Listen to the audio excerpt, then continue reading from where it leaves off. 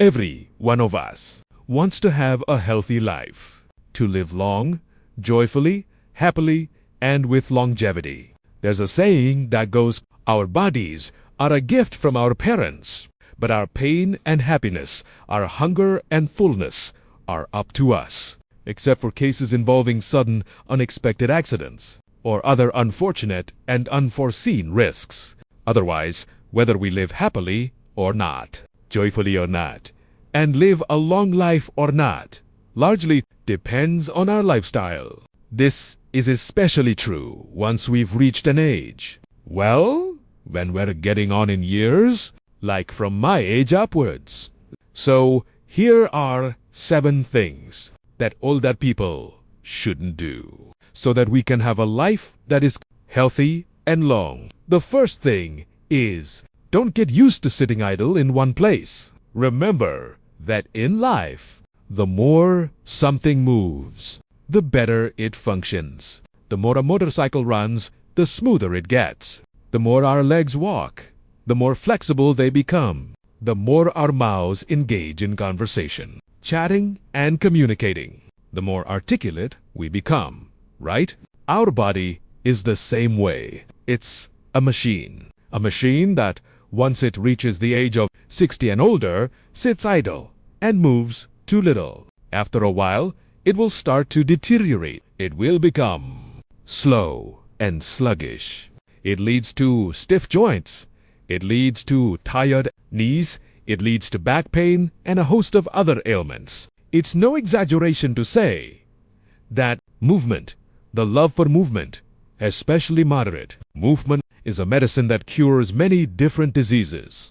It makes us more energetic, more flexible, and helps prevent us from being overweight or obese. And conditions like high blood pressure and heart disease also improve. So, be mindful not to sit idle in one place. The second thing you shouldn't do is stay up too late. You know, older adults and children are very similar.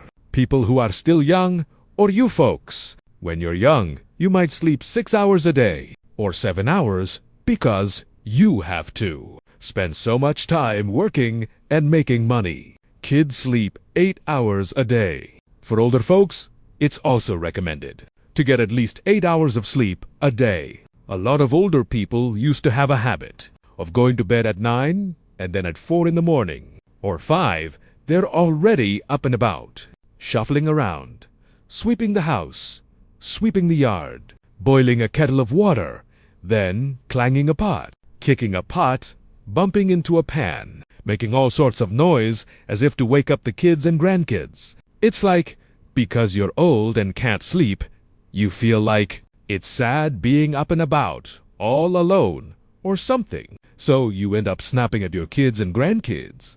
But you don't realize that sometimes your kids and grandkids have been working all day. What does an extra half hour of sleep mean? It means more health. So it's the same for us. Let's try our best. Everyone, around 10 or a little after 10, just go to bed and then figure out how to get a full 8 hours of sleep. And if you can sleep soundly for those 8 hours, that's even better. And if you want to sleep soundly, you should spend less time on your phone. Nowadays, there's this situation where a lot of older people are also addicted to their phones. They watch one channel after another, this story and that, and then just lie there giggling to themselves, giggling away at 11, 12 o'clock at night. They're still not asleep. And then we still keep the habit of waking up early in the morning, so the amount of time you're actually sleeping isn't very much at all. You see, sometimes skipping a meal is no big deal. But just try skipping a day of sleep and see what happens. The next day, your eyes will be heavy and you'll be completely worn out. Sleep is the time for our bodies to restore their health, for us to recover our health and regain our strength. So please, everyone, keep that in mind. And for those of you at this age, I think something you should avoid is being too eager to get rich. I've said it many times. It's not that being rich is a matter of fate, but that it has its time and place. People usually say that in our youth and middle age, we work hard. We earn money to provide for our families, our wives, and children. But old age is not the right time for making money. If we've already worked hard in our middle age and youth, and have, let's say, saved up and been careful with our earnings, then, when we reach a certain age, what do we get to do? We get to savor life, to enjoy it. We leave the business of making a living to our children and grandchildren. This doesn't mean you just sit there and do nothing. But people say that if you're going to get rich, you should do it before 60. How can you possibly get rich when you're 60 or 70 and still be greedy for this and that? Working for fun is fine. Working to interact and socialize with people is fine. Many older people continue to work after retiring. Their purpose isn't necessarily just the income. It's because having a workplace, a community to go to is enjoyable. They still have their health and strength for their age. Their grandchildren live far away and don't need their help.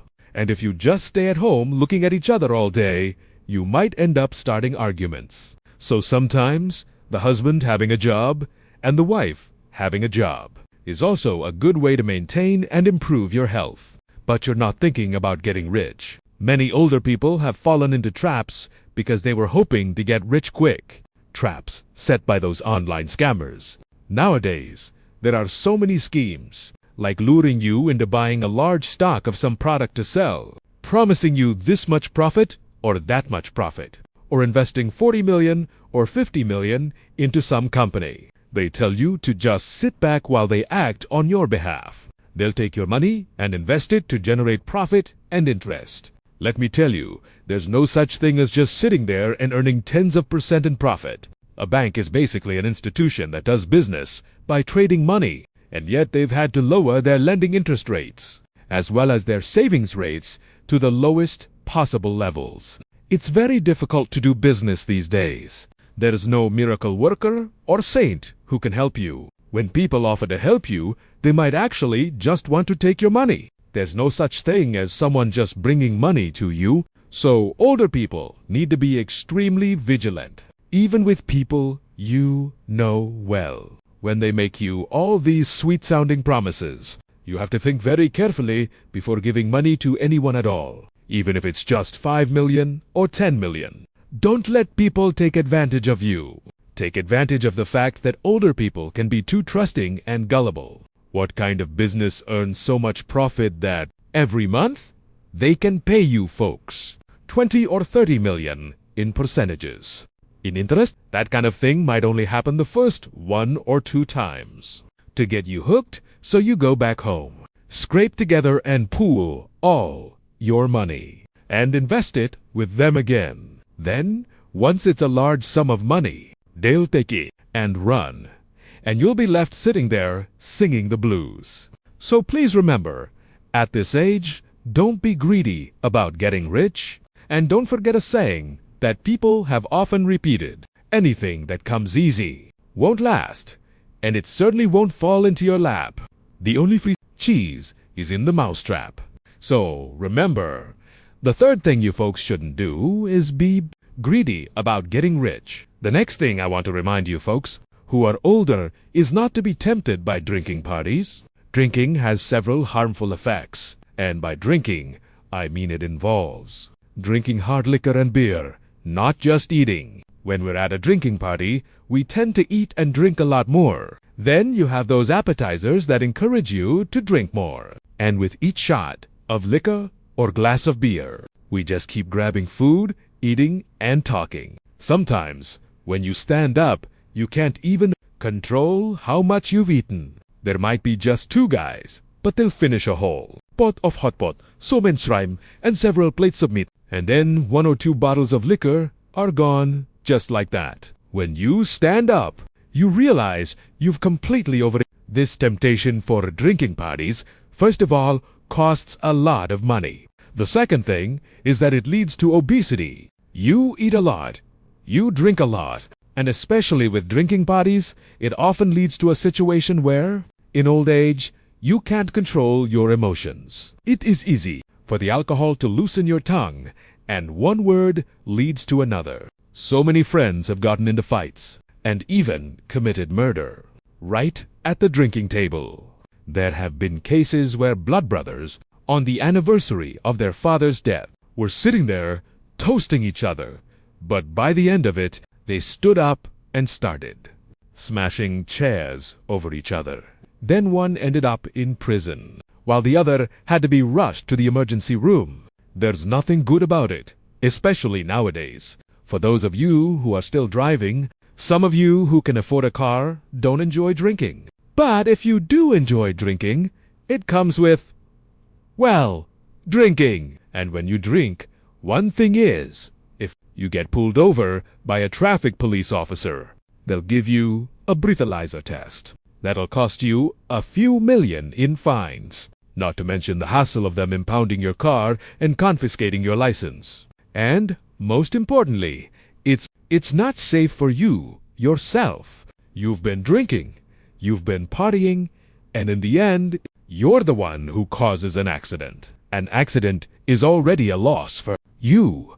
But what if, by some chance, you end up hitting someone else, crashing into another person, causing someone else to get into an accident? Then, what happens to you? You've just brought a world of trouble upon yourself. You'll have to pay compensation, or even face jail time, for causing such serious consequences in a traffic accident. So, the fourth thing that older people should not do is to drink less. The fifth thing is something you should also stop doing, or at least cut back on. Just stop, so that our lives can be peaceful and we can live long, healthy lives. That is, we shouldn't get lost in the achievements of the past. Look, back in the day, you might have been the director of the personnel department for some big corporation. Maybe you were a lieutenant colonel, a major. You've been on this battlefield or that one. You received this or that labor medal. You've stayed in 5-star hotels, drinking all kinds of foreign liquor. All of that is in the past now. The past is a sacred temple. We don't forget it.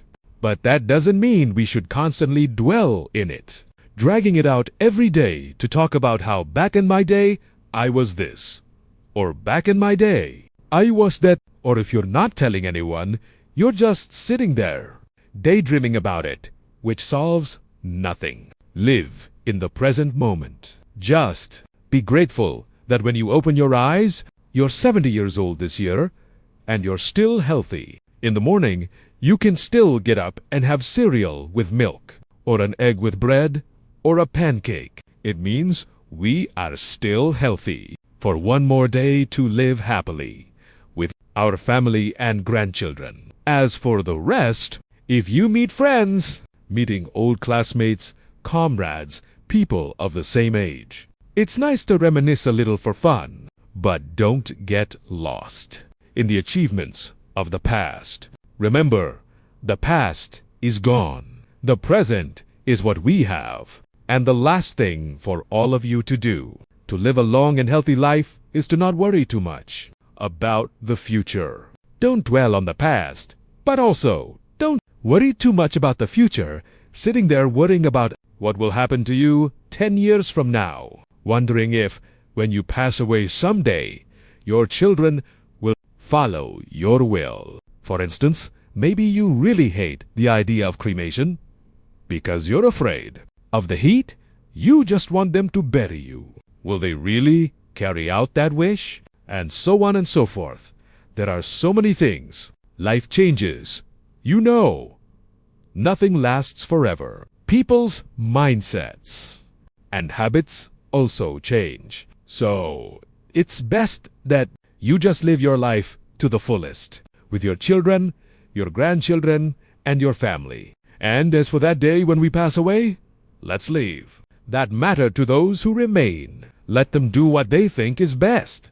Don't worry too much, or keep assigning tasks and giving all sorts of instructions, which only ends up making your own life, which should be happy, feel more heavy-hearted. So, in reality, to live happily and healthily, to live a long life, these are also life skills that we need to be mindful of. And these are just a few of my thoughts. I hope that all of you are already doing very well and are in great health. But if there's some little thing that you've heard and thought, oh, that's quite true, then please keep it in mind so we can put it into practice, so that we can have happier, longer lives. Thank you to all of you for your interest in the Martin channel and for following the content that I share on this channel.